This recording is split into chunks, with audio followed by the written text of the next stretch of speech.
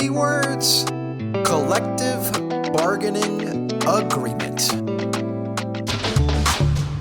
Welcome to All Talk, All USL Talk. USL cover the latest scores, news, and developments in the second highest division of the United States men's professional soccer system, the USL Championship. I am your host, as always, Vince Galvano. May the 4th be with you.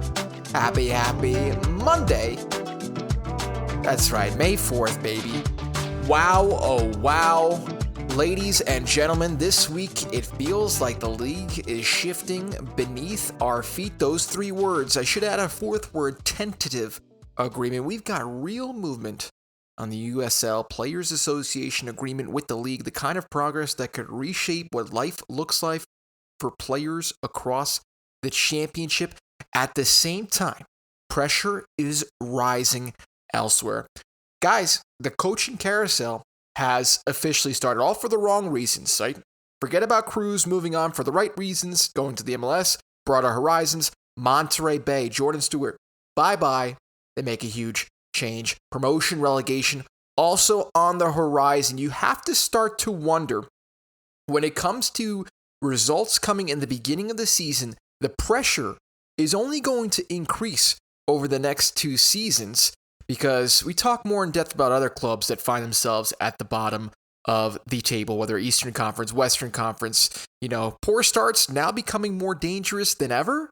Yeah, could be the case. More in depth about Las Vegas in particular for reasons related to Vancouver Whitecaps. That's right. Plus, Open Cup dream ends in a heartbreak. We had 2 USL Championship sides as well as USL League One side in the round of 16 of the US Open Cup, but none of them unable to make it through, unfortunately. Maybe not without proof, but the gap is closing. According to Nicholas Murray, the USL Championship, we're going to talk about that gap closing between MLS sides and USL Championship sides. We also have Player of the Month nominees out for April. And that's right, only one team still remains unbeaten across the West, across the East in the USL Championship. Do you know who it is? Easy answer. But if not, stay tuned. We'll talk more about them as well. But we got to start with USL CBA, all these letters, but the USL Players Association Collective Bargaining Agreement. Let's get into it before we get into all the other action. This posted on April 30 at 8:50 p.m. Eastern Time, really the tail end of last week going into the weekend. The United Soccer League, USL Players Association have reached a tentative agreement on key terms of a new collective bargaining agreement for the USL Championship and USL Premier as well, pending final ratification. The milestone represents a significant step forward for the league and its players, reflecting a shared commitment to the continued growth of the game and the advancement of professional standards. Both sides will now work through the remaining steps to require a finalized version of the CBA, and additional updates will be shared at a later time. The website USL Championship has taken out that sort of under tab for the agreement. We did not have this past weekend the 60-second standoff, believe it or not. So that's the first weekend without that, because, guys, over 60 bargaining sessions have taken place since the 2 sides have been engaged in these negotiations since August of 2024. We knew the last collective bargaining agreement expired on December 31st of last year. Right? So beginning of the season status, we talked about this. A couple of things that were on the table: contract length, the standard minimum salary, health insurance, image and likeness licensing. We're talking NIL, name, image, and likeness. So what was the beginning of the season status? Well, we know previous collective bargaining agreement back to 2025 had 10-month standard contracts. They said, USLPA said, no, we want 12-month standard contracts agreed. The flex minimum salary as well for U23 players was only $26,000, right? With bonus, that only included salary, bonuses, health insurance, housing, so forth. Number of flex spots still under negotiation. That was happening. But the big one, standard minimum salary. Before in 2025, $31,000 per season. The league offered a 20% increase to make it $38,000. Players Association wanted $43,400. They would drop it down to $42,000. It's going back and forth. Health insurance was not mandated. Only approximately 80% of clubs offered it voluntarily. The union, Players Union, wanted a standardized league-wide plan. Both sides agree insurance should be required, but the league preferred a club-level choice. Also, what's the relationship with front office staff and their health insurance is the same as the players. Another thing, the unilateral buyouts were not structured this way. The league wanted 3 unilateral buyouts over 2 years with a 75% payout of the year 1 salary, later years being 50% salary payout. Housing and health not covered in those buyouts, but in case a club folds. That was what it was like before the season started. March 14 rolls around. After that, the USLPA agreed, over 90% of the participants in the association had agreed we will go on a league-wide strike if these principles are not met. So we said, all right, let's keep going to those negotiation tables. They resolved the 12-month contracts on March 14th. They raised from the league side, they raised the $38,500 for minimum compensation up to $40,000. The union lowered their ask from $43,000 and changed to $42,000. So that was not aligned. Health insurance was partially resolved. They both agreed it should be mandatory, but league preferred club-level plans, same as employees, versus the union, Players Union, who wanted a standardized league-wide plan. So that was figured out. The entry flex contracts for U23 was still unresolved back in the beginning of March, middle of March, I should say, as well as the unilateral buyouts, protections if a club folds, that was also unresolved. The league proposal, if they folded, it would be 6 months salaries, but then next season would be 9 months salary plus 2 months housing. So the union countered that both scenarios should also include health insurance and housing coverage beyond what was currently proposed, right? Guys, this is what's changed. We have resolves in big areas. The one for, what has happened recently is the fact that this opening weekend protest, right? We knew that matches began with 60 seconds of stillness after a kickoff as a continued protest. There was the strike authorization vote. There was still the 2,000 gap. There was still healthcare guarantees. What was the name, image, likenesses, and so forth. Sources told ESPN this is what happened. That the standard minimum compensation for players in the USL Championship is now $42,000 for 2026. So up from $31,000. That's a huge win for the USL Players Association. This coming from one of the most recent agreements, this tentative agreement. A separate category of players will receive what are called those entry-level contracts, those flex spots. Guys, those numbers are $34,000 for USL Championship players. Up from what was originally, guys, what was it, $23,000? Right? So now it is much higher for those flex spots for U23. Those numbers only apply to salary and housing allowances, medical insurances, and bonuses, which had previously been included in the base compensation figure, are now separate line items. We also have more insights into what this will look like for USL Premier when it kicks off in 2028, when we move to the promotion relegation standard, when USL Premier, which will be the top division, no longer USL Championship, but it'll be US Premier, then USL Championship, then USL League 1, League 2, and so forth, right? Guys, minimum compensation for players in USL Premier will now be $67,000 when the league kicks off in 2028. And those flex contracts, those 4 spots reserved for U23, will be up to $50,000. That's for USL Premier when it kicks off in 2028. So they're also talking and really ensuring that none of these, agreements falter in the next 2 years. They're also factoring the fact that USL Premier will be its own league, right? Part of the USL structure. So they're talking about a lot of things besides just the championship. So what does that leave now? Because we have still a couple of items that are unresolved, right? But the contract one is huge. The entry-level contracts for 23 players, also very huge. Big wins, all right? Now here's the thing.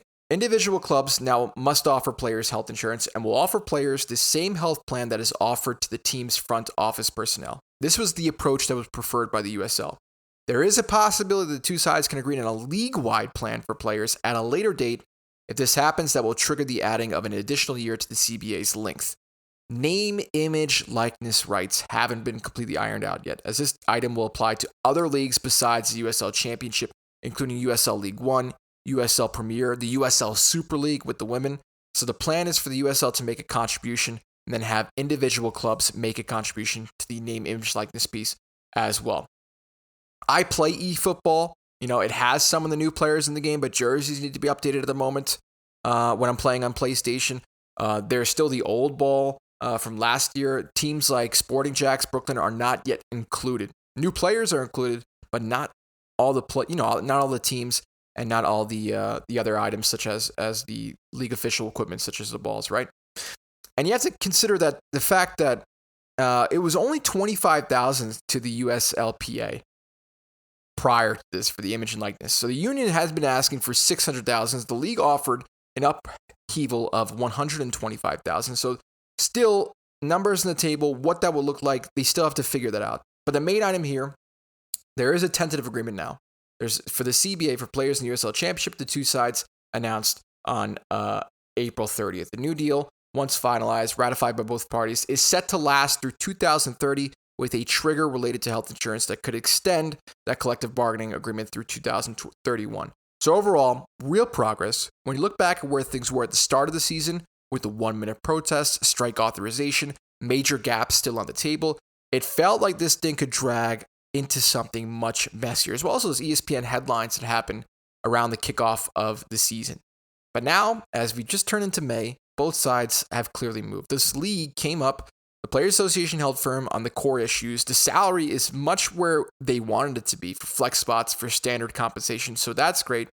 Still, name, image, likeness, health insurance, these are items that still need to be ironed out, right? But hey, higher minimum compensation, 12-month contracts. I think credit is due here. Credit to the USLPA for organizing, staying united, pushing for standards that better reflect what professional players deserve. Shout out to all the fans who made your signs, who showed up, who voiced your opinions, who educated fellow USL fans or new USL fans about what was going on, right? Stand up for standards, big time hashtag. But also credit to the league, the clubs for staying at the table, getting this to a place where the season can move forward with more stability in a pretty decent spanned out time before the World Cup, just as we finished April, round out April, moving into May. Name, image, likeness, possible future league-wide health plan, those are still up in the air, okay? But for a league that's talking about growth, promotion, relegation, a future USL Premier Division, this matters. You cannot build a future without also building stronger foundations for the players. And honestly, this feels like, if I had to say one of the moments where a league took a step forward, not just on the field, but structurally, and that is in large part to the Players Associations for not putting up anymore with low standards and raising them up instead to fit the mold for the players now and for the near future when this thing even goes more and more into the mainstream. So that's that. Those are my 2 cents on the USLPA. If you have any more questions about it, just keep me posted. I'll keep you guys posted as well. But that coming from Jeff Carlisle of ESPN, who reported in terms of what's still on the table and so forth. Also to the statement from the USL and USLPA that had popped up on USLsoccer.com from their staff reporting back on April 30. All right, let's talk this coaching change in Monterey Bay. The coaching carousel has officially commenced in the 2026 season. Monterey Bay announced that the club had parted ways with head coach Jordan Stewart as well as assistant coach Troy McCarroll. Stewart departs Monterey Bay with an 11-30-15 record across all competitions through parts of 3 seasons at the helm. They had not yet won a game in the 2026 campaign with a 0-5-2 record in the championship. The replacement, a 47-year-old native of Barcelona, Alex Covello, has been appointed at the head of the realm for Monterey Bay. This from Seaside, California. They announced this back on Wednesday that Alex Covello is the club's new head coach. The Spanish coach bringing more than 15 years of elite coaching experience across the MLS, La Liga, and international competition to the Central Coast. Covello joins Monterey Bay to become the club's 3rd full-time head coach after an extensive career with the San Jose Earthquakes of the MLS. The 47-year-old's coaching experience includes experience as the first team head coach for the Quakes in the MLS, in Europe, an assistant coach for Racing Club Deportivo Español in Spain's La Liga, and as head coach of San Marino Calcio in Italy, its own independent nation of San Marino there. Monterey Bay FC chairman, Chief Soccer Officer Oliver Viss had this to say, that it's an exciting time to incorporate a proven leader in Alex, who is highly respected both in the global, local soccer community. He will bring a clear style of play, structured, and a defined team identity to MBFC. Alex's vast experience internationally with the U.S. Olympic team and an MLS, which makes him the ideal hire to raise our standards and build a competitive team for years to come. On the international stage, Covello recently served as an assistant coach for the U.S. men's Olympic team during the Paris 2024 Olympic Games. This is what he's had to say about the recent appointment. Obviously, and quote, "I'm excited to begin the next chapter with Monterey Bay. Our priority is to build a team the community can take pride in, one that reflects strong values, a clear identity, and a commitment to winning. The support of our fans at Cardinale Stadium will be essential as we work to create a highly competitive environment and establish a true home field advantage. Together, we will strengthen the culture of this club and drive Monterey Bay FC forward." Covello's appointment follows a departure, as we know, from Jordan Stewart. So there you have it. Huge stuff. I'm recording at the moment on a Sunday. The first items, what we'll see, the first instance we will see of Monterey Bay will be when they take on FC Tulsa, which had already taken place Sunday night, as I'm recording at the moment on Sunday in Central European time. So that will be the first test. They are home to an FC Tulsa side, by the way, this past weekend, who finally got off to a little bit of momentum. They're coming off their best results of the season, a 4-1 road win to El Paso. We'll talk more about that later in this episode. But for Monterey Bay, Alex Covello coming in here, it is about a reset. It's been a rough opening stretch. The club's moved on from Jordan Stewart. He comes in with the MLS experience, U.S. Olympic team, reputation for possession-based football, building a clear club identity. But his first match in charge comes right away, guys, against the defending Western Conference champions, FC Tulsa, who are starting to pick up momentum. A very, very interesting match. Tulsa are unbeaten in 6 all-time meetings against Monterey Bay. So history favoring the Scissortails, and a lot already to get underway. But keep your eyes peeled. Obviously, you know the result now that it's a Monday. But if you didn't, maybe check your FOTMOB, check whatever application you're going to, because it's something you want to keep an eye on. And I think the big question is, who is next? You know, when I saw all that had been put out regarding the coaching change, I reposted. Obviously, everyone that's been in charge of putting out this stuff, the Union Report, MBFC discussion, right? Other podcasts that are going into this as well. Vegas sports guy Jake saying the Lights FC need to fire their head coach, Rensing, next. Because us fans are upset, because if Pro Rel existed now, how it's looking, we'd be relegated twice to the bottom division. Yeah, this is a different, this Las Vegas team, this past 2 years, not been good. 2024, they didn't make the playoffs. Since then, it's been a bit of the other side of the coin, per se. And it got me thinking. So thanks, Jake, for writing in. And I wanted to do a little bit more research into Las Vegas at the moment, because there's also talks of the ownership that's on the bid for the Whitecaps. And that could have tremendous implication for Las Vegas Lights, as we know. The Canadian Soccer Daily article from April 28th, so quite recently, reporting that moving the Vancouver Whitecaps to Las Vegas has been formally discussed by MLS owners, adding weight to speculation that the club could leave Vancouver. You've probably been seeing all over the socials the Save the Caps initiatives, because on the pitch right now, the Whitecaps, they're performing strongly in the 2026 MLS season. But off the pitch, they face structural challenges around stadium economics, venue access, revenue limitations at BC Place, which have made it hard to attract a local buyer willing to keep the club in Vancouver as an investment. The current ownership has talked with more than 100 potential buyers since late 2024, and they've found no viable local solution, though it obviously still prefers to keep the team in the city if a local group emerges. The British Columbia government in Canada is negotiating with the club to reduce operating costs and boost revenue, including a financially beneficial 1-year lease at BC Place that can return up to $1.5 million annually to the Whitecaps.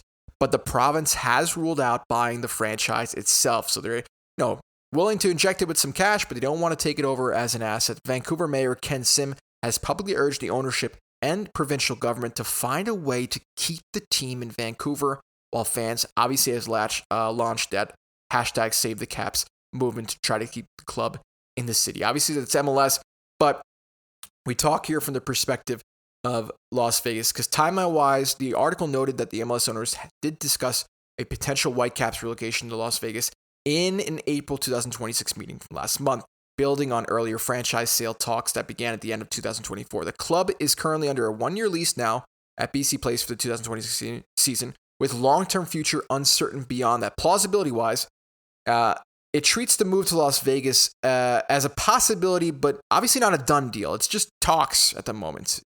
They've been in talks with a Vegas-based group. The league has internal momentum to expand to the city, but the Whitecaps' own statement emphasized that the preference remains to stay in Vancouver if a local buyer emerges. But if they don't emerge, no MLS team has been formally relocated since 2006, which makes such a move historical here. But the strong financial pull of Las Vegas, the league's expansion appetite raised the plausibility compared to the past years.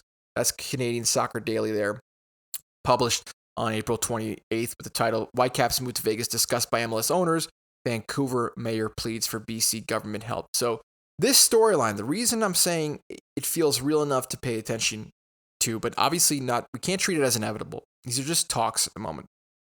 It's because MLS is not denying the idea. They're saying they'll evaluate all options, that includes interest from other markets.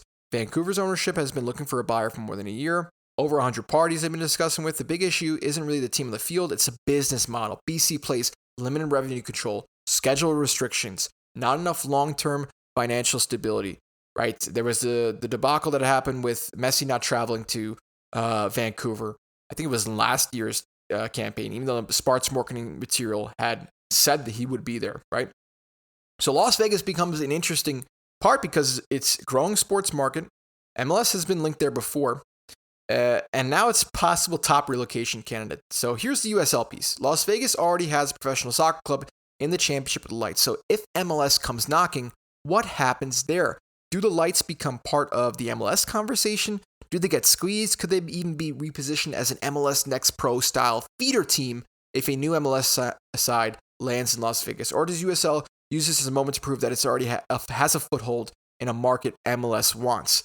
So that's what makes it interesting for just what we're talking about now. This isn't just a Whitecap story. It could influence Las Vegas Lights, the value of USL markets, and how MLS and USL could start overlapping more directly in cities with soccer upside, with development, right? The big picture, I wouldn't say Vancouver is gone, but I'd say this. The possibility of Las Vegas getting an MLS club can be, you can consider it a little more serious than just expansion gossip, right? As possible one of the leading cities for relocation if it comes to that point. Let's obviously hope it doesn't for Vancouver's sake, save the Caps, but Las Vegas could be the one on the table there.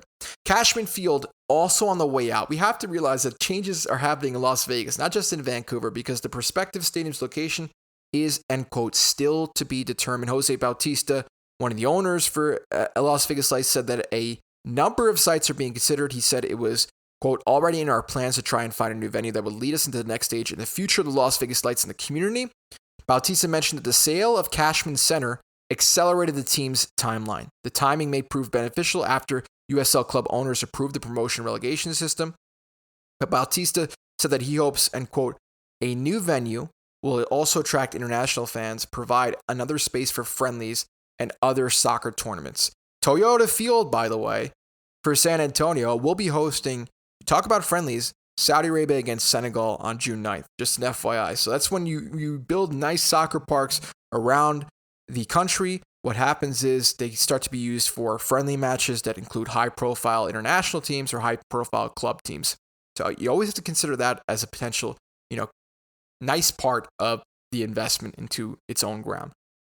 But he had added that Jose Bautista, the owner for Las Vegas, one of the majority owners, has added, comes from building a stadium that can create the kind of experience fans deserve. Things to keep in mind here, right? That's from the Sports Business Journal back on May 25 of 2025. Las Vegas Lights to move to a new Vegas venue after the 2026 season. But back to what Jake said, this Vegas sports guy who wrote into me. And thanks, for knocking on my door in the DMs, because I started to do my research. These are things to keep in mind when it comes to Las Vegas other clubs, because in 2 years' time, these bad performances might spiral and lead to relegation. So it might be lucrative for Las Vegas to put more coins on the table saying, hey, because promotion relegation is going on, because, the franchise in the moment is struggling, as a club, we might be relegated if it comes to this USL division. Can we make an MLS team here and then go MLS Next Pro and avoid it all, have a safer investment in that regard?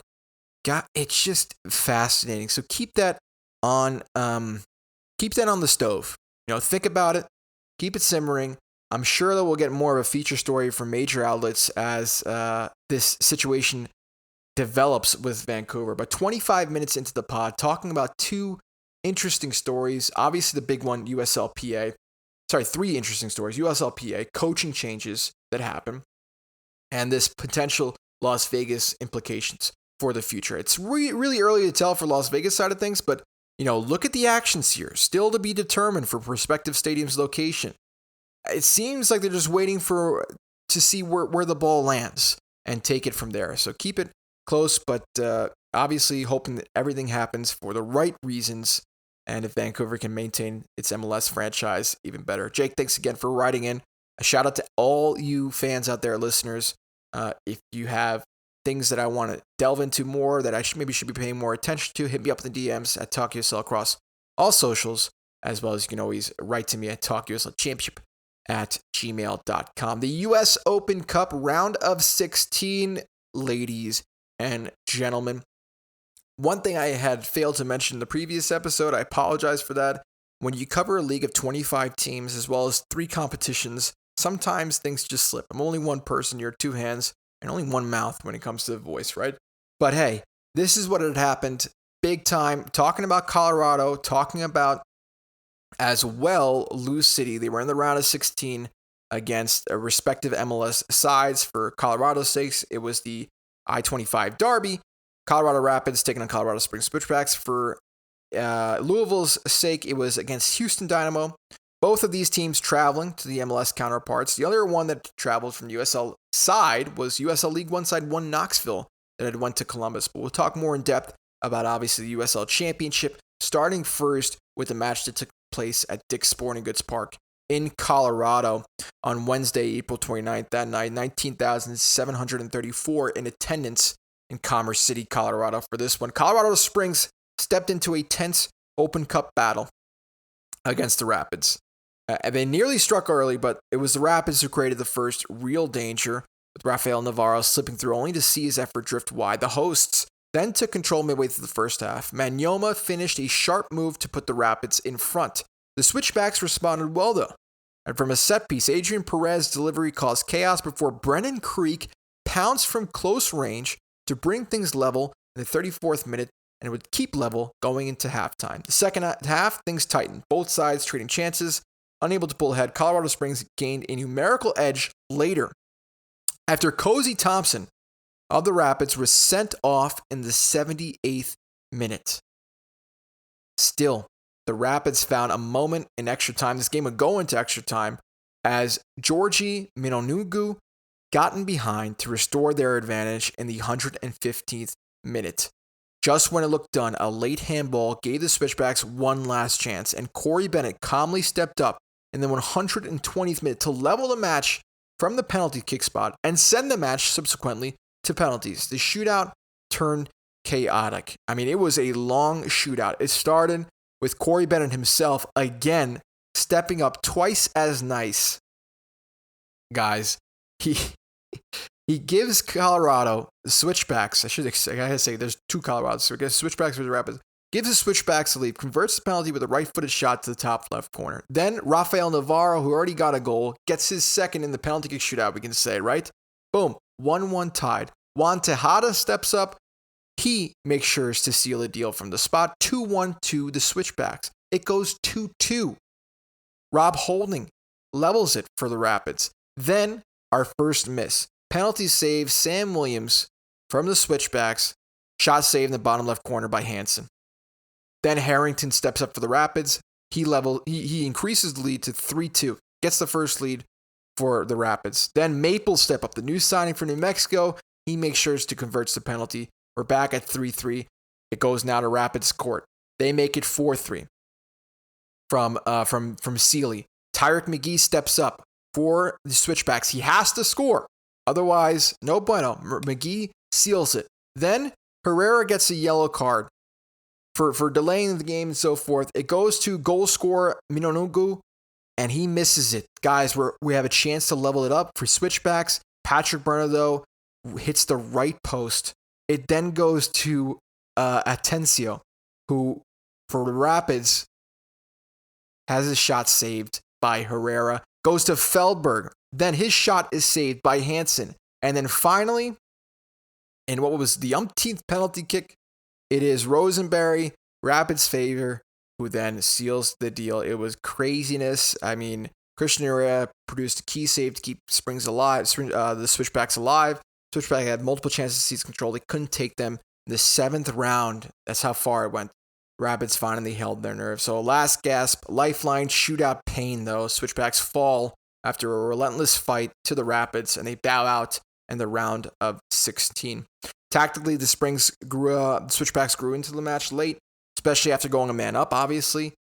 They did go down a goal after that in subsequent extra time, but they found a way to get back into the game. Colorado Rapids, they scored twice in open play, but from the Switchback side, they didn't go out without a fight. They equalized twice in this one.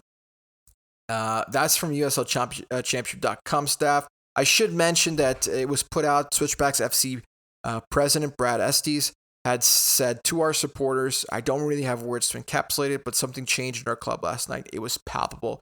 What we saw on the field was an incredibly gritty performance by what should have been an underdog squad. They did not play like underdogs, and they took another MLS team down to the wire. Or should I say that we took another MLS team down to the wire? What we saw in the stands was equally impressive, and it impacted the play on the field. You were many, you were organized, and you were loud. It was moving to see the level of sport for our boys. Despite the drive, the weather, and the early Thursday wake-up calls, I see the amount of work they put in every single day to make you proud. And when you show up like that, they have an extra gear. Thank you. As to the traveling supporters there, I think he also had said in the final paragraph something special is involving with the Switchbacks. If you paid attention over the last few weeks, you've seen it with your ongoing support. There's no telling where this team can go. I look forward to seeing you next Friday, May 8th at Widener Field. Let's keep the train rolling. Thank you so much to Switchback FC President Brad Estes there. So a nice message, and to both Colorado Springs Switchbacks as well. We'll talk Lou City. We both went down with the fight. That's for sure from the USL Championship side. Let's talk Shell Energy Stadium in Houston for this one. Louisville City walked into an hostile environment. They had to survive early. Houston earned a penalty inside the opening minutes. Danny Foundes came up huge, diving low to push Jack McGlynn's effort onto the post and keep things level. That says a lot for the 33-year-old goalkeeper for Lou City, because at the moment, Hugo Farou, the main man, the main number one, is injured. Hasn't played a game since April 18th. So the Dynamo kept pressing, piling up chances. Louisville started to settle in. They began to grow in the match, creating a few looks of their own before a break led to a 0-0 draw. The second half flipped the script. Just seconds after coming on from Simon Bird, right from the bench, substitutes Chris Donovan, Ray Serrano combining, Donovan slipping a perfect ball across the goal for Serrano to finish on the one time, give Louisville the lead in the 67 minutes. From there, Lou City dug in, absorbing wave after wave of pressure. But unfortunately, the cradle broke with just 1 minute left. Hector Herrera delivered a dangerous ball into the box as Vyachenko headed home to level things for Houston Dynamo. In extra time, Houston found their moment. Ezekiel Ponce turned and finished inside the box in the 102nd minute. Louisville nearly responded late through Donovan, only to be denied on the line as the Dynamo completed a comeback to win 2-1. 22 minutes away they were, but Lou City pushed Houston Dynamo to the brink before the unfortunate late collapse. We should say Danny Foundes was outstanding. He finished the night with 8 saves, including a penalty stop early on to keep Louisville in the match under constant pressure. Obviously coming into the fact that Hugo Farou was injured. Serrano Donovan obviously making huge impact off the bench. Great connection. Really nice job from Simon Bird to put those two in to influence the game at the moment when they needed. But for Houston, Hector Herrera dictated the decisive moments, assisting both goals, controlling the tempo with tremendous game match experience from the Mexican. Tactically, though, Louisville stayed compact. They proved that they could hang with MLS sides. Both teams did. You know, after beating Austin, pushing Houston to the edge, Louisville showed they can compete at the level. The difference was in quality. It was finishing the job. Simon Bird focused on both pride and frustration after the match. He praised the team's effort and mentality, highlighting how Louisville matched Houston for much of the game despite early defensive struggles. Quote, he said, from an effort and character and mentality standpoint, I thought we were excellent. Outside of the first 10 or 15 minutes, I thought we matched them, defended well, created opportunities. But he did say that, end quote, we didn't bury a couple of opportunities while we were one up late in the game. So that's kind of what had transpired there. Louisville did not lose because they were outclassed. They lost because they didn't finish the game when they had control. Kind of what he was, implying there. But anyway, that is how things stand in the round of 16. For one Knoxville side, the USL League One side, they did fall to Columbus on the road 4-1, but they didn't manage to get on the score sheet there. It is now down to 4 quarterfinals. All MLS sides. Orlando hosts Atlanta, and St. Louis City host Houston Dynamo on Tuesday, the 19th of May. We will stop covering the U.S. Open Cup. I will mention the winner, of course, but now that USL Championship teams have bowed out of the competition, I think we'll just leave it at that because we have a lot of other things we need to cover. It hurts, but the gap is shrinking. The numbers that offer promise after U.S. Open Cup disappointment. This by Nicholas Murray, the main man when it comes to communication material that comes out on USL Championship. So yeah, it's brutal. The way it ended was brutal. Louisville had Houston on the ropes. Colorado Springs went toe-to-toe with the Rapids. They did have the advantage in the penalty shootouts, but just didn't go their way after 7 rounds. So it's tough way to go out. Not an easy way. It's not like a bullet to the brain per se, but more so to multiple shots to the chest, if I had to make the Moneyball reference, right? It hurts. But on paper, MLS clubs went 9-2 against USL Championship teams this year. Sounds one-sided, but when you dig into the numbers, it may tell a different story. So across those 11 matchups, MLS teams only won 5 times in regulation. Okay? So less than half. Our 4 matches went to extra time. 3 of those went all the way to penalties. So the gap wasn't always quality. It just came down to, key moments. 1 bounce, 1 save, 1 penalty. But the underlying numbers back that up too. USL Championship teams were only behind MLS opposition by an average of 0.26 expected goals differential per game. This is not a canyon. This is fine margins. And Louisville is the best example of where the league can go. They are now inside Opta's global top 1,000 clubs and even ranked ahead of Sporting Kansas City, which says something about the consistency they've built as a franchise. This Opta's global power rankings, you can always take a look. They do it, I think, once a week. For instance, Bayern Munich is the top team in the world right now. I think Madrid has dropped down to 7 after their woes. So it always changes, but Louisville had the number 988. So they moved into the top 1,000 clubs in the worldwide database, moving ahead of Sporting Kansas City, who find themselves 1,013. If you're interested in where your club stands, take a look at it. Opta's global power rankings for clubs. But the rolling consistency Lou City has and achieved with winning consecutive player shields certainly factors in here, but going toe-to-toe with 2 clubs in the top flight, one of which was a finalist last season, the other a 2-time winner 2018, has provided a boost to Louisville's overall standing. So yeah, it's disappointing not to have a USL Championship team in the Final 8 again, but I don't walk away from this thinking that the league got exposed. I actually walk away thinking the opposite. Top end of the championship is getting closer. You can see the structure is better, the player retention is improving, the clubs are tactically more mature, and eventually, these performances keep happening. The pendulum is going to swing, much like it did for Indy 11 in previous years, much like it did for Sacramento Republic. We get hopefully more of those when it comes to making it all the way to the Final 4 of the U.S. Open Cup.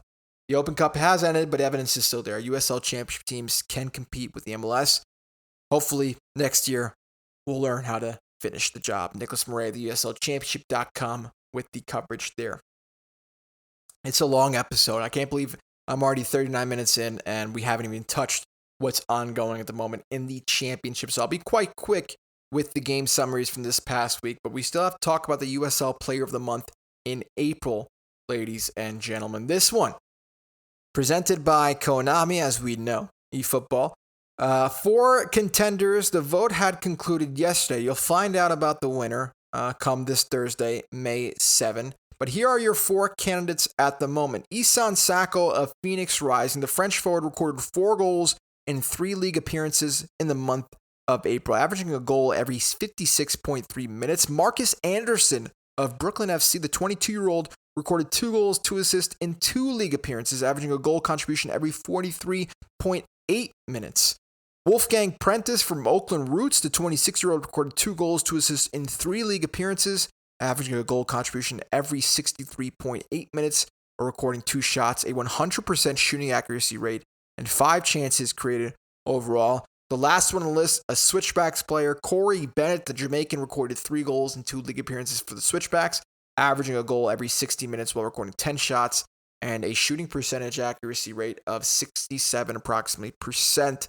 Their selection process is no way tied direct to the voting and selection process of any of the year awards, such as Championship Player of the Year, Position Players of the Year. Additionally, the selection process takes both USL Championship and Prinkstire USL Cup matches into consideration. Just there for a note.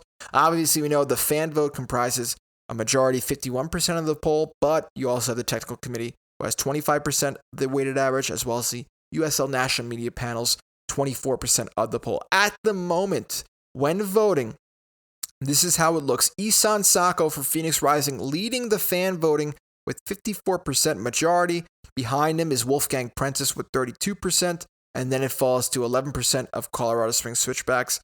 Corey Bennett, 3% of Marcus Anderson and Brooklyn FC. But shout out to Anderson for Brooklyn for being one of the first, obviously, contenders when it comes to being eligible. I think you just need to, get it out there and spread the word as best as you can for future. When it comes to Brooklyn, hey guys, fans, you have a chance to weigh in your voice and help influence the well-being and morale and boost of your players.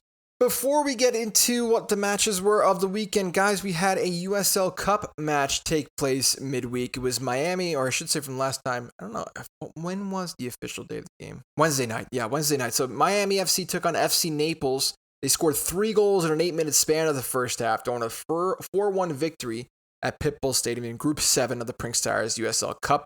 The hosts swept into it early in the 9th minute when Matias Romero broke in behind the Naples back line, delivered a sliding cross that picked out Rocha, who headed home well toward the left corner. Miami added just a second 4 minutes later when Mason Tunbridge curled home a beautiful, nice finish to the top left corner of the net before making a 3-goal lead when Njaye put home the rebound after Romero's initial shot had hit the right post. Miami restored a 3-goal advantage, despite Naples kind of cutting that deficit down to what would be a 2-goal difference.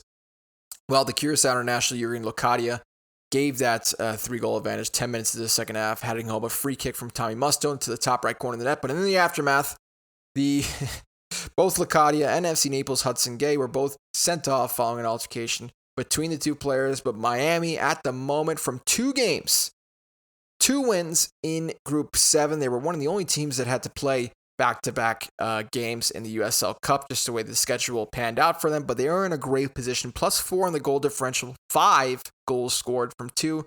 They take on Tampa Bay Rowdies next in the USL Cup, and they put themselves out in a great spot. The 4 goals scored is one crucial when it comes to tying difference, but all they really need to do is tie Tampa, win the next game, and you're looking pretty good. You'll go through to the next round of those, I believe it would be the quarterfinals. So there you go. There you have it, Miami SC.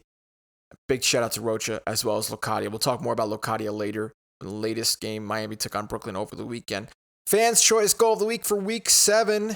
You had a couple on there. I'm surprised Alex Crognali you remember that huge, I think it was like a 70-yard shot the center back caught Locomotive goalkeeper Romero off his line.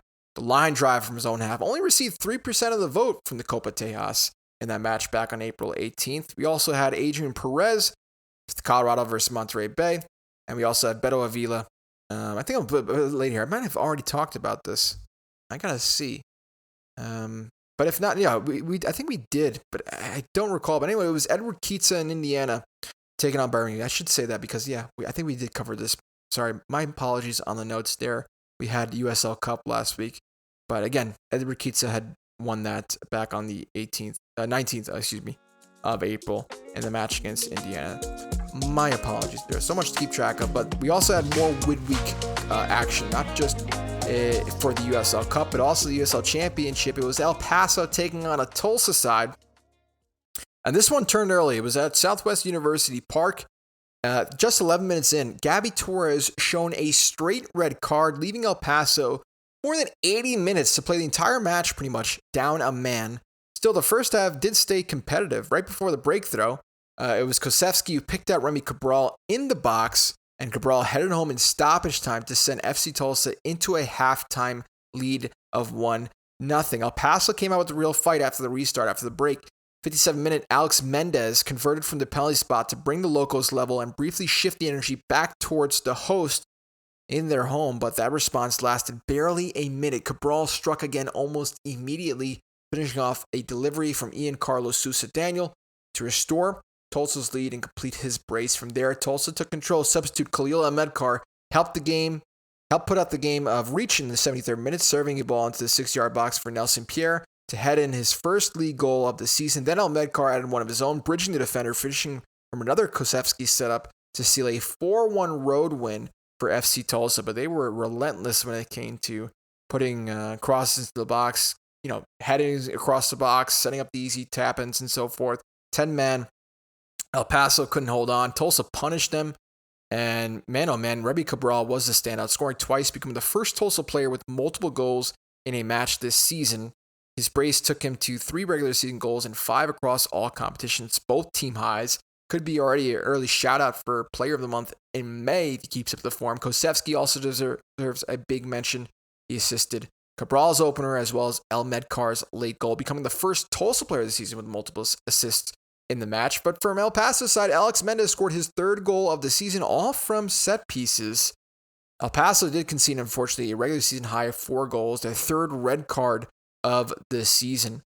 But Nelson Pierre scored his first regular season goal, and Zion Saranga made his club debut. So there's things to do elsewhere, elsewhere, key points and takeaways. John Morgan, FC Tulsa, and Angela Olivas of El Paso Locomotive FC with the coverage there. But that is a statement of a win for FC Tulsa that happened at midweek, finally getting and ramping up those goals, hopefully boosting conference for the defending Western Conference champions. I moved this up in the rankings. Las Vegas taking on Lexington. Who might be next on the coaching carousel? You could look at teams like Las Vegas, maybe Sporting Jacks, maybe even Lexington. But in this one, Lights showed some grit. It was Lexington striking first in the 6th minute through Aaron Malloy, whose effort bounced kindly before flying into the net. Another shot from outside the box. The man is the man when it comes to shooting and scoring goals from outside the area. The response for Vegas, though, was immediate, with Johnny Rodriguez leveling just 5 minutes later off a setup from Christian Pinzon. He turns and just rifles one. Nothing the keeper of Lexington could do about it. Lights took control just before halftime as well. Pinzon capped a well-worked move in the 38th minute, smashing home from close range after a driven cross into the box. The second half turned into a grind, especially after Las Vegas went down to 10 men late after Ibarra was sent his marching orders. But the host held firm and managed to walk out of Cashman Field with a 2-1 victory, a crucial victory, the second victory of the season after the first one came against Monterey Bay earlier on this year. But a quick response mentality. They answered Lexington's early goal almost immediately. Captain leads the way. Pinzon influencing the game with both a goal and assist. Obviously, resilience down a man. So it could be a turning point for Las Vegas this season.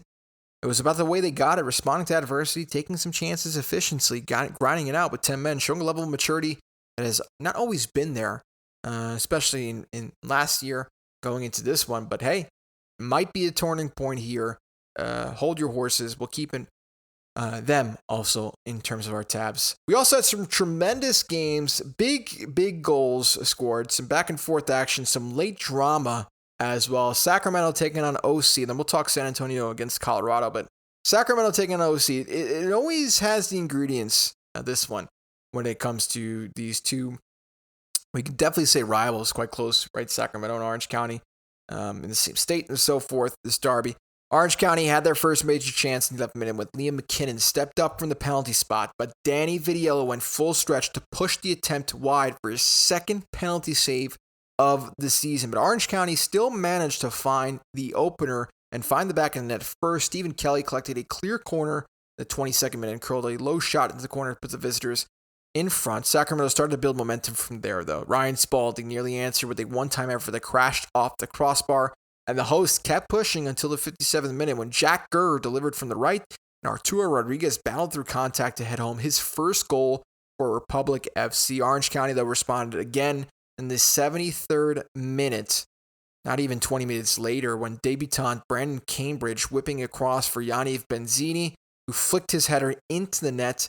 Then the match turned into pure late-game chaos. Courtesy of Sacramento, in the 83rd minute, Blake Willie made a massive recovery tackle on Usman Silla to prevent what could have been a game-killing counterattack. 5 minutes later, Kyle Edwards pounced on a rebound from the header after Lee Desmond's header was saved, pulling Sacramento level again. Vidiello then denied Bazzini the stoppage time before Sacramento earned one final penalty through a Tyson SB handball. 16-year-old, fortunately coming onto the wrong end of it. Michel Benitez saw his initial spot kick saved by Alex Rando, but reacted quickly to head in a rebound and seal a dramatic 3-2 Sacramento win. Arguably the most frustrating loss in recent memory for OC, especially when both of those goals coming on rebounds, headed rebounds, craziness, just falling right, bounces go your way sometimes. And the Indomitable put on a late show, Sacramento stunning Orange County in what would be certainly a California classic, twice from behind against the current Western Conference leaders, showing resilience in a match that kept swinging back and forth. Danny Vidiello, man, coming up big with an early penalty save that lead stop on Bazzini. Huge moments. Orange County's usually reliable defensive structure cracked late with a Tyson SB handball. Arturo Rodriguez was a standout for Sacramento. He scored the host's first goal, created 4 chances, recorded 3 shots, completing 29 and 36 passes. His influence grew as the match opened up. Danny Vidiello also deserves a major mention. His 11th penalty save on Liam McKinnon changed the early tone, and his stoppage time denial of Bazzini. We talked about that, but for Orange County, positives. Stephen Kelly gave them an early leave. Brandon Cambridge making an instant impact on his debut by assisting Bazzini's second half goal. But it was just, man, chaos. Broke away from the expected low-scoring script. It's the kind of win that can maybe change Sacramento's early season rhythm for sure. 18 shots in total for this one for Sacramento compared to 14 from OC. Both having high shots on goal. 6 for Sacramento, 5 for OC. 3 saves per each goalkeeper on the night. Jack Gurr recorded his first Republic FC assist since last October against Lexington. Should mention that.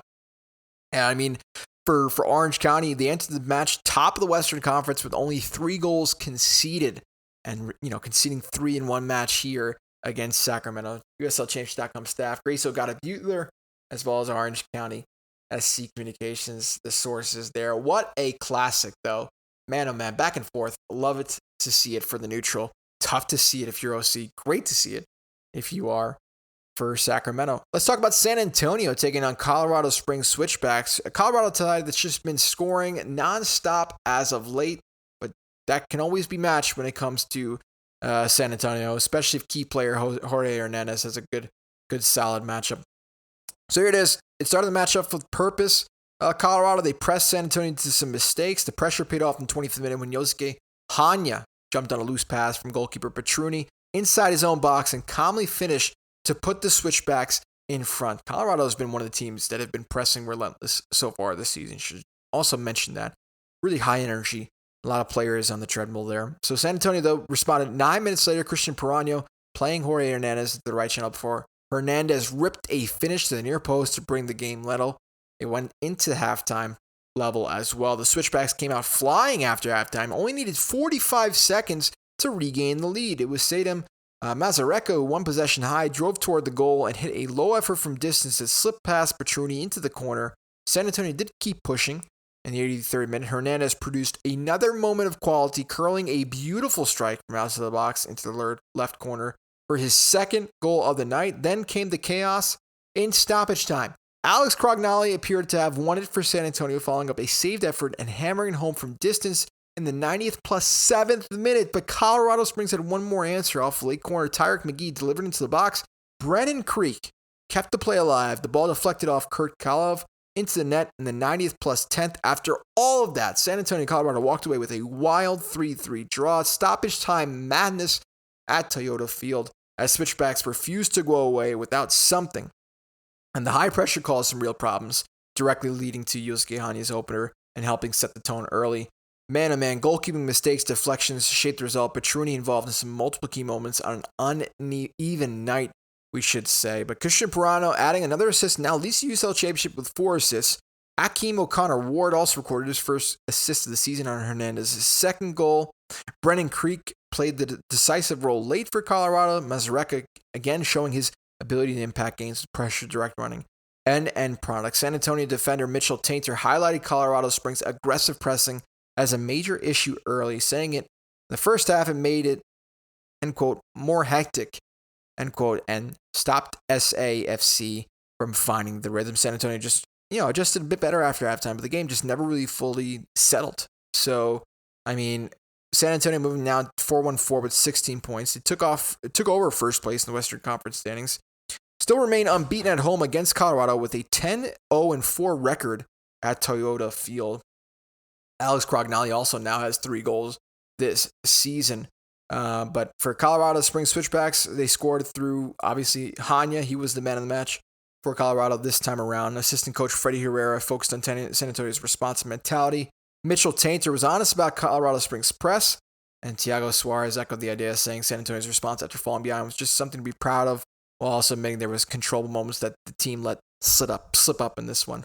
USLChampionship.com staff, SAFC Communications, and Ashley Purslow from Colorado there with the coverage. Loudoun taking on Oakland at Segra Field. Started fast. Richie Amon putting the host ahead in the 9th minute after a strong attacking move for Loudoun. Oakland responded in the 18th minute to bring the match level through Burton Jackson. And from there, the first half settled into a completed rhythm, but the match stayed balanced until the 66th minute when Pedro Santos was able to get a penalty kick for Loudoun, stepped up from the penalty spot and converted it to put Loudoun back in front. Loudoun had some chances to extend the lead, finishing with 15 shots, 5 on target.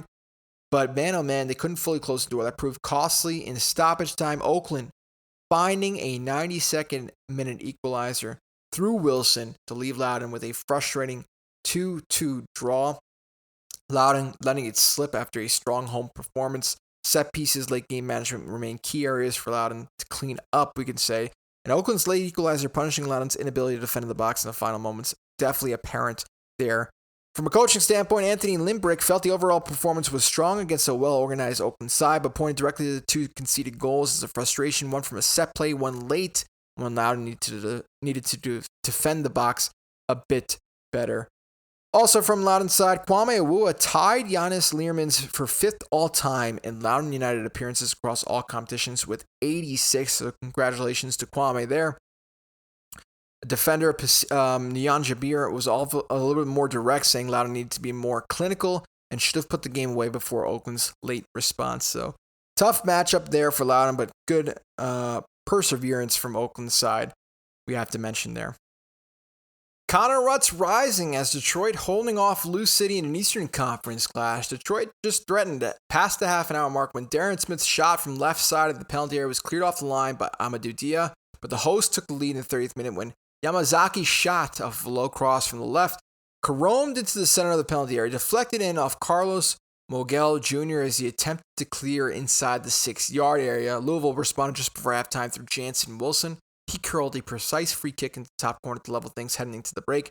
Second half saw both sides push, but it was Connor Rutz who ultimately made the difference for Detroit. LaRouge rising tide to head home a corner in the 71st minute. Lou City almost managed to steal a point late, striking the post, forcing a goal line clearance, but it would just end up a 2-1 victory for Detroit. It was set pieces that decided Louisville's equalizer and Detroit's winner, both coming from dead ball situations. Big missed chance for Lou City late on in this one. Atis Jufto and Connor Rutz, 2 player performances we should certainly highlight. The fact that Rutz got the game-winning header, but Atis Juf delivered the assist on the winner. And this is a huge, huge win for Detroit, a 4th win for Detroit against Lou in recent memory. Let's not forget Detroit was the one that upset Louisville last year in the Eastern Conference quarterfinals. So, with a perfect home record, the ability to grind out wins like this against top opposition, Detroit showing the kind of balanced defensive resilience plus timely scoring that keeps teams in the playoff race deep into the season, but also could walk away with something more than that. Player shield on the line. Eastern Conference, leading first place at the moment. What could be the case? Tampa Bay is the team that's still undefeated. But when you have 3 wins in your last 5 from Detroit's standpoint, and you're able to get results against counterparts such as Louisville City, it begs the question, can Detroit be a team that makes a push this year for the Players' Shield? They still only have 2 losses this season.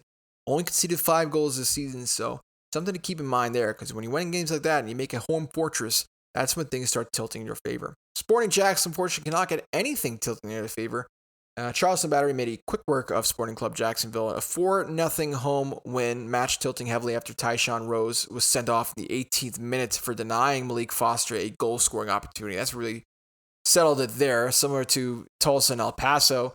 Just a early red card where your team has to play over an hour down a man. Not a team you want to play against on the road, a Battery side. It was Colton Swan who found the opener in the 20th minute, heading home Huso Landry's angled cross. 4 minutes later, Foster doubled the lead after a clever feed from Jeremy Kelly before setting up Pakomov for Charleston's third before halftime. Swan then capped the night in the 64th minute, finishing from a Nathan Messer corner to complete his brace. He was a clear standout, Colton Swan on the night, scoring twice, recording 4 shots. In his first ever USL Championship brace at 18 years old, he became the second youngest Battery player to ever score a brace in the club's USL Championship era, only behind Fidel Barajas, if you remember, for all the Charleston fans there. You have to mention Colton Swan playing for the Hoosiers in Indiana. The 6'2 forward was a rising star in the Colorado Rapids Academy. Ascended to Rapids 2 in MLS Next Pro. He tallied 6 goals, 3 assists across 20 matches for the reserve team in Colorado from 2024 to 2025. He set a new MLS Next Pro record for the fastest brace in league history after scoring twice within 2 minutes on March 7 against Austin FC 2 last season. So something to keep in mind. This young guy, Swan, was called up to the United States U18 national team for UEFA Friendship Cup this past June. He scored in the first minute of his national team debut as well against the France U18s at June 1st. Swan earned 4 total caps in that tournament, also facing the likes of Argentina, Australia, and Portugal for the U18 national team. He's a native of Detroit, Michigan, played for youth club soccer in Michigan Jaguars, where he notched 30 goals and 12 assists before moving to Colorado. With the Rapids Academy, he has won the U16 MLS Cup Golden Boot and was named to the U16 MLS Cup Best 11 when he was playing for them. So really cool stuff to see. Charleston stayed ruthless at Patriots Point, turning that man advantage to a dominant performance. Another home win for them. They're doing quite well at the moment, getting back to winning ways. The last win came on April 3rd against Louisville City on the road. But since then, they've had a loss against Brooklyn, a draw against Tampa, and a loss against Rhode Island. But now getting the better of it to level up their goal difference, getting 4 goals in this one after conceding 4 last time around against Rhode Island. Miami taking on Brooklyn, set pieces and sharp finishing. Really, the 2 things that Miami could point to help them get the win against Brooklyn in this 5-goal battle. Miami made their chances count the most, really, with Jurgen Locadia being denied by a strong save from Lucas Burns early on in the match before finally finding the opener in the 35th minute as Njaye redirected home a set-piece delivery for Miami. Brooklyn answered almost immediately with Marcus Anderson, one of the Player of the Month nominees for April, firing a low strike from distance just 2 minutes later to bring things level at the break. Second half swung back in Miami's favor through another set-piece moment as the corner led to an unfortunate own goal by Van Gaizile.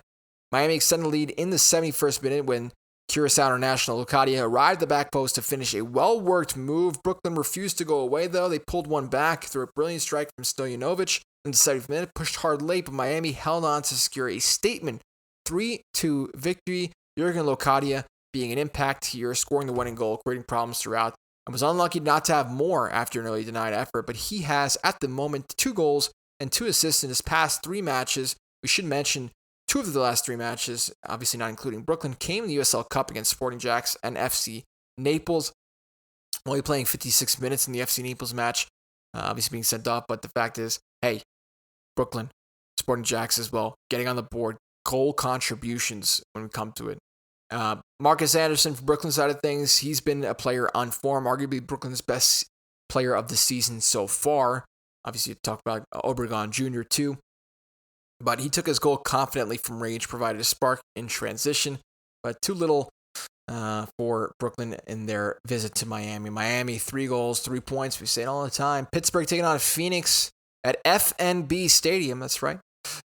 It was Isan Saku who scored the only goal of the game as Phoenix Rising took a 1-0 victory against Pittsburgh, handing the Hounds their first loss at home across all competitions in the 2026 campaign. He should have never changed the name. But after 4 goals in the month of April in league play, Isan Saku continued his hot-scoring run to deliver a big road result for Phoenix, which has now won each of its past 2 road games in USL Championship play and moved into the top half of the Western Conference. Phoenix has claimed consecutive road wins in league play for the first time since May of 2025 with wins against New Mexico and Las Vegas Lights. Diego Gomez was Phoenix Rising's actually player of the match. The young Mexican put together a solid all-around display, completing 39 of 51 passes, winning 7 of 10 duels in a grueling physical contest in the midfield, while also recording 7 recoveries and winning 3 of 4 tackles. Let's talk Rhode Island taking on Birmingham. This one was also a really good matchup. Rhode Island would look, before this, looking to string together 3 straight regular season wins in the USL Championship for the first time since October of 2024.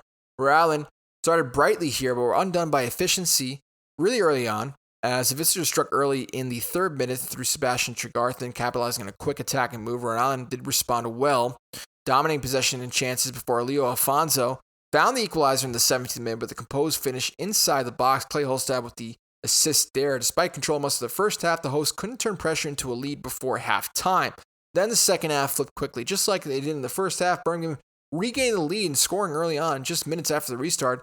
Kavita reacting the most to a loose ball in the box and then extending the advantage in the 57th minute when Ronaldo Damas finished from a tight angle when they started building up play on the right side of Birmingham. Rhode Island continued to push, but just could not find anything more. And that's what it was. It was a 3-1 victory for Birmingham Legion, putting away its 3 best chances of the night to claim its first win against Rhode Island in the series between the clubs, showing sort of a clinical finish it will need to more of as it starts to move up the Eastern Conference. And, with some bright attacking play, finally rewarded. Fast start, faster restart, you can even say. But Sebastian Tregarthen has been really solid so far for Birmingham Legion. Scored the opener, added the assist. He's recorded a goal and assist in this one. Ronaldo Damas also scored his 50th regular season goal in the USL Championship for the visitors. He took his goal confidently from a tight angle, really making a striker's finish. So congrats to Damas on achieving that landmark. We also have 10,000 minutes played in the USL Championship for a Rhode Island player, the goalkeeper Koke Vegas, also reaching that milestone in this one. All right, last game to talk about is Tampa Bay Rowdies taking on Indiana. Rowdies digging deep in this one. They stay unbeaten, jump to the top, which is the nice thing. It was a physical, tight, full of contact matchup between the two sides. The decisive moment did come in the 53rd minute when Russell Cicerone drove down the right, faked the cross, brought it onto his, he just kind of brought it more inside, was able to find Mateusz Oliveira.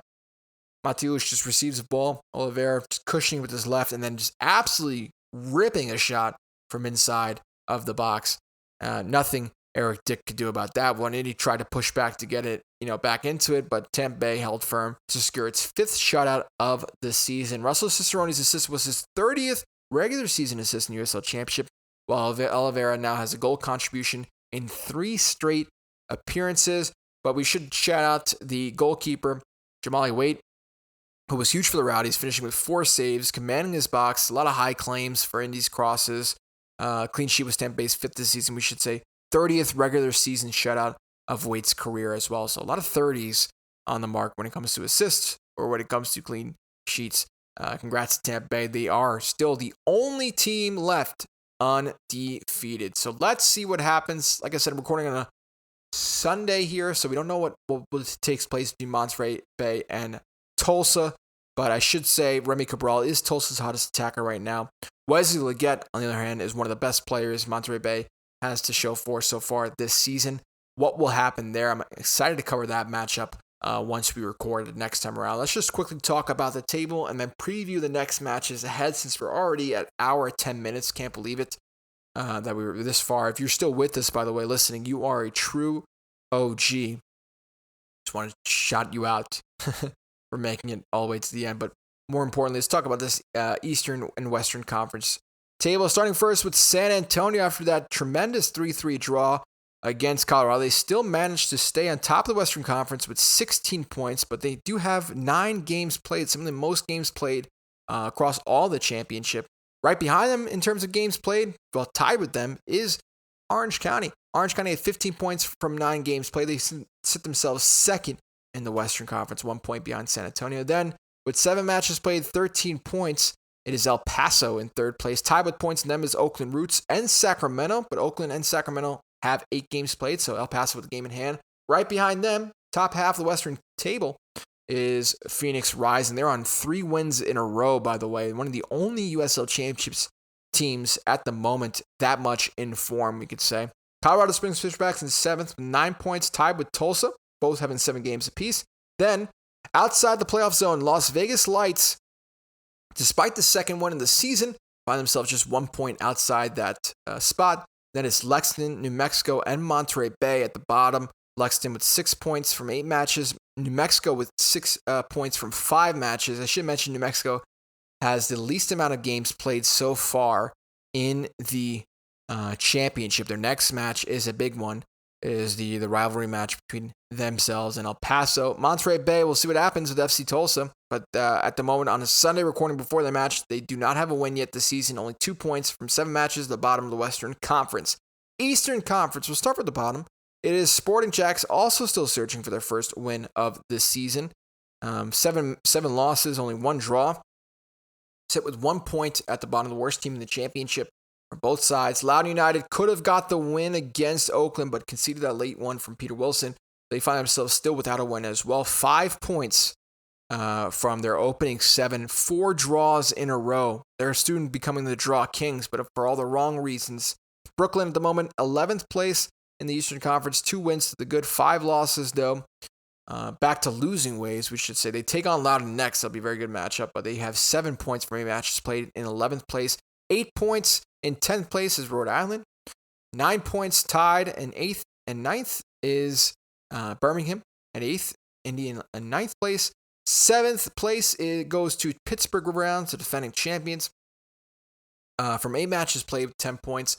Then it's Hartford in 6th place with 10 points. Then top 5 in the Eastern Conference is as follows. Miami, 5th place with 12 points. Detroit in 4th place with 13 points. They are tied with Charleston Battery, FYI, for that 3rd place spot. Just to say 3rd and 4th there. Top 2 in the Eastern Conference. Well, in 2nd place is Louisville City with 16 points from 8 matches played. At the top of the standings of the Eastern Conference across the USL Championship, it's Tampa Bay Rowdies. What a turnaround that's proved to be when you invest in key players over the course of an offseason. They had one of the best transfer markets, you can argue. I would also add Lexington to that list, but it's just not clicking so far for Lexington. But the likes of Evan Conway, Marco Micheletto, M.D. Myers, Russell Cerrone, man, oh man, list goes on and on. And they're just gelling very well at the moment. They'll take on Rhode Island next in the championship. Let's take a look at what's going to happen this week. Wednesday, May 6th, 9 p.m. Eastern, 6 Pacific. New Mexico taking on El Paso. The derby matchup there. Should be a good one. Thursday, May 7th, we'll have 8 p.m. Eastern, 5 Pacific. Birmingham Legion hosting Miami. On Friday night, you'll have 2 games, 7:30 Eastern, 4:30 Pacific. Lexington hosting Monterey Bay. Then you have 9 p.m. Eastern, 6 Pacific. Colorado hosting OC.